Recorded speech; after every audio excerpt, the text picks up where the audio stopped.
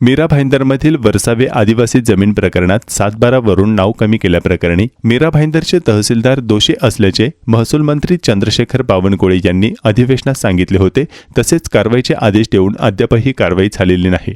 याविरोधात मनसे शहराध्यक्ष संदीप राणे यांनी तहसीलदारांवर कारवाई न झाल्यास आंदोलनाचा इशारा दिला आहे। उद्या महसूल मंत्री चंद्रशेखर बावनकुळे ठाणे दौऱ्यावर असल्याने ते मीरा भाईंदरचे तहसीलदार निलेश गौड यांच्यावर तातडीने कारवाई करण्याचे आदेश देणार का याकडे संपूर्ण मीरा भाईंदरचे लक्ष लागले आहे।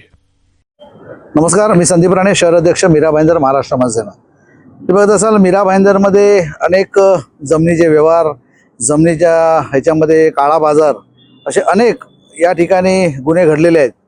आधी बघत असाल तहसीलदार गप्प आहेत, तहसीलदारवर ताशेरे ओढून सुद्धा या ठिकाणी कुठल्या त्यांच्याकडनं प्रतिक्रिया नाही किंवा कारवाई नाही। मीरा भाईंदरमध्ये ओपन प्लॉट असतील त्या ठिकाणी भरणी चालू आहे, बेकायदेशीर भरणी चालू आहे, त्याला कोण विचारणारं नाही। आज उद्या 30 तारखेला बावनकुळे साहेब ठाणे जिल्हाधिकारीमध्ये येत आहेत, तर कशाला येत आहेत? त्यांच्या तहसीलदारवर कारवाई करणार आहेत का फक्त थातूर मातूर फक्त एक व्हिजिट द्यायची म्हणून द्यायची? आदिवासी जमीन फार मोठ्या प्रमाणामध्ये लाटल्या जात आहेत। त्या ठिकाणी तुम्ही बघत असाल भरणी, तुम्ही बघत असाल या ठिकाणी भरणी फार मोठ्या प्रमाणामध्ये मँग्रोव्स कटिंग होत आहेत, पण त्याच्यावर कुणाचं लक्ष नाही, लक्षात घ्या।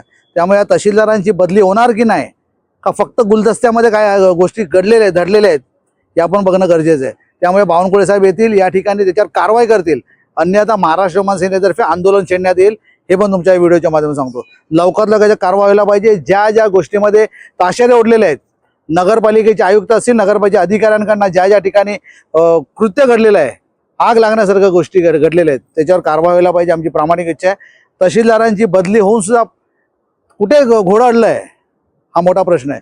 त्यामुळे बावनकुळे साहेबांना विनंती आहे की आपण या ठिकाणी येत आहेत, चांगलं नागरिकांमध्ये मेसेज जायला पाहिजे।